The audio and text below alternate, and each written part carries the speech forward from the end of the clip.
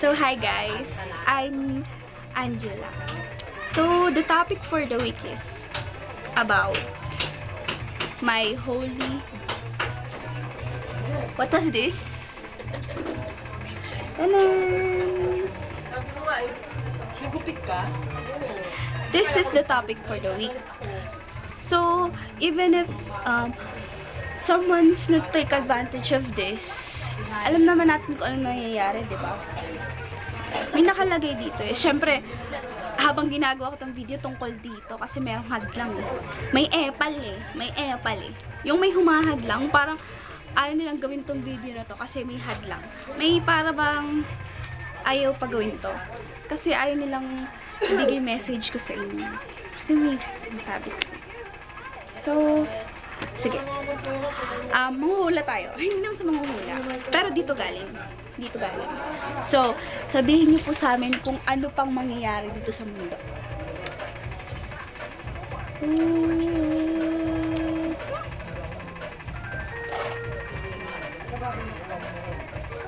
Si Yahweh lamang ang Diyos. Ang tatay ni Papa Jesus. Si Papa Jesus is the way, is our Lord. So, nakalagay dito sa Isaiah 43 verse 44.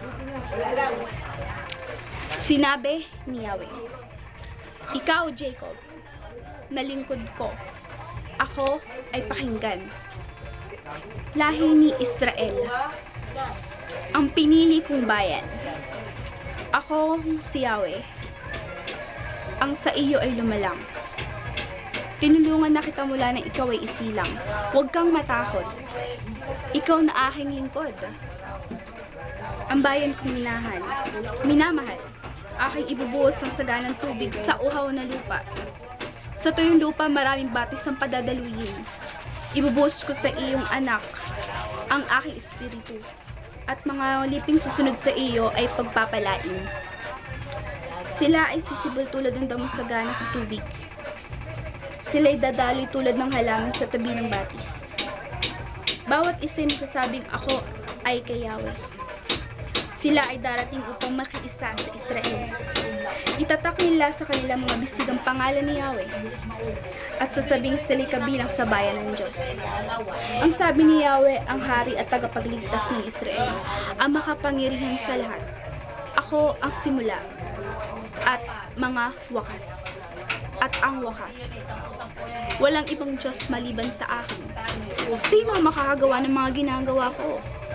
Sino ang makakapagsabi sa mga nangyayari mula simula hanggang wakas? Huwag kayong matakot, bayan ko. Alam mong sa pasimula pa pinapahayag ko na ang mga mangyayari. Kayo ang mga saksi sa lahat ng ito. Mayroon pa bang Diyos maliban sa akin? Wala nang higit pa sa aking kapangyarihan. Yan ang sabi niya. So, dami na nangyayari ng trahedya dito sa mundo. Ano ba sa tingin niyo ang makakatulong? At sino ba bang makakatulong sa atin? Siya lang, di ba?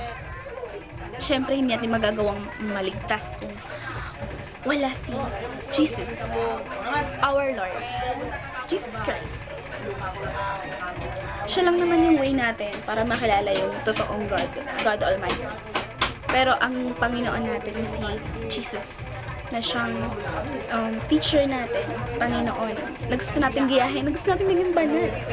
Well, ito message na to para lang sa kilala siya.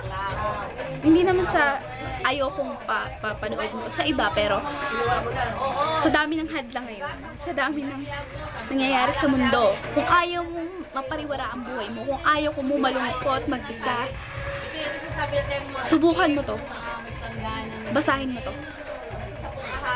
Mararanasan mo yung mga nangyayari sa akin yun. Maiintindihan mo kung bakit ko to ginawa. Maiintindihan mo kung bakit ko to sinasabi. Kung bakit parang masaya ako kapag sinasabi to. Nasa sa'yo lang naman yun kung pipiliin mo yung mali o tama. O yung tama only. Totoo to. Walang script. Walang gumawa. Wala naman akong katulong ko lang mag-isa. Meron akong katulong. Eto, at siya. Walang script to. Gawa ko lang talaga. Well, hindi ko naman hihingi yung like nyo. Hindi ko naman hihingi na subscribe nyo ako. Gusto ko lang panoodin nyo to. Alay ko to sa inyo kasi mahal ko kayo. So guys, this is Angela. So, I'm going to have my video. Kung gusto niyo mag-comment lang kayo down there. Kung gusto niyo mag-subscribe, like my video. So, bye-bye guys. Kung ano pang gusto niyo sabihin sa akin, kung ano pang gusto niyo gawin ko, okay, gagawin ko. Basta para sa inyo. Mag-comment lang kayo. I-like niyo lang to. Mag-ask kayo dito, down there. Palogin natin to para sa Pilipinas. Okay? Go, go, go.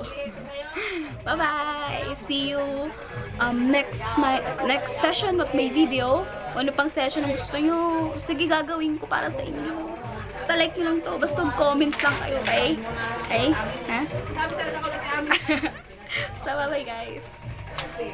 Hope you like it. Bye-bye!